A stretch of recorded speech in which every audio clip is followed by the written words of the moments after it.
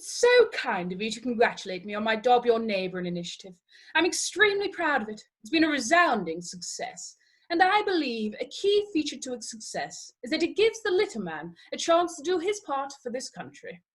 That's right. It's so successful, in fact, that your own sister has dobbed you in. What do you mean, my sister? I don't have a sister. Well, interesting that. You don't say that you haven't done anything wrong. You just say that you don't have a sister. What are we to make of that, Minister?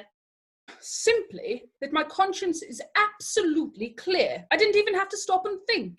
I know I'm following all government guidelines. I was part of the advisory body, for goodness sake. I'm hardly about to advise one thing and then do another now, am I?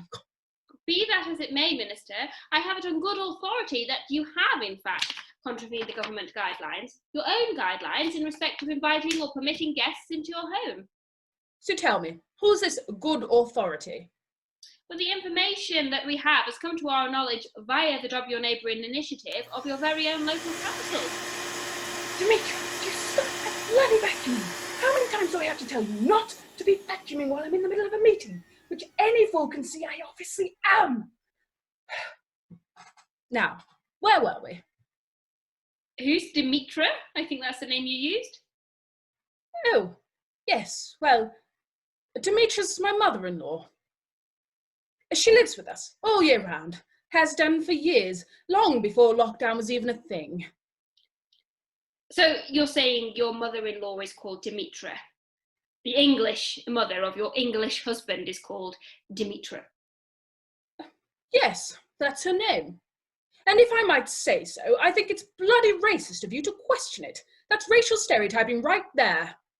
You do know we'll be able to check this, don't you? Oh, yes. Yes, absolutely no problem. I have nothing to hide. So how old is this mother-in-law who's doing the vacuuming? Oh, she's marvellous. She's 82, but she's as tough as old boots.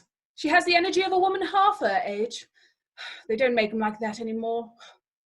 I wish I had half her stamina, which I do, of course. What I mean to say is, she's an inspiration. I take my inspiration from her. Brilliant role model for me and my generation. Do you think it's okay that you've got your 82-year-old mother-in-law doing heavy housework in your household? Gosh, I wouldn't dare stand in her way.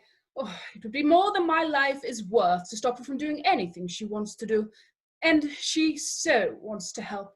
She can see the pickle this country is in, and she wants to do her bit to help me do my bit for this great country of ours. Well, that's absolutely marvellous. So if we could turn now, Minister, to one of the allegations made by your sister, namely that you've had the local vicar calling to the house. Oh, yes, Reverend Parsons. Reverend Parsons? Get it? Oh, yes, always makes me laugh. Marvellous vicar. We're so lucky to have him. And he's been calling to the house, even though the government guidelines expressly forbid this. Well, yes, I did have to plead with the vicar to come and console me following the death of my darling little pug, Lulabelle. He came and sat with me a while and said a little prayer over her as we buried her in the rose bushes in the garden. It was Lulabelle's favourite spot, you know. Well, I'm very sorry to hear that you've lost your pet. But with all due respect, Minister, surely you knew that it was wrong to have the vicar come to your house.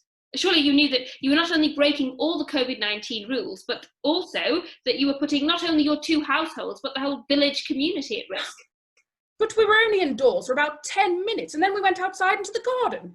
And he's a vicar, for goodness sake. What are you suggesting that has anything to do with the matter?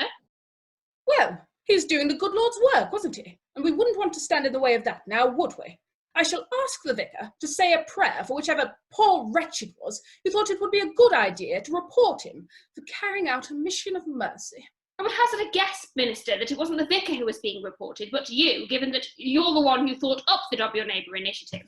And I have in front of me a list of other people who've been seen coming and going to your house. Well, let's go through this so-called list then, shall we? I'm sure I have a perfectly legitimate explanation for anyone who's been observed coming to my house. Demetra, Bring me a gin and tonic, immediately. A large one. Actually, don't bring it in. Leave it on that table outside by the door.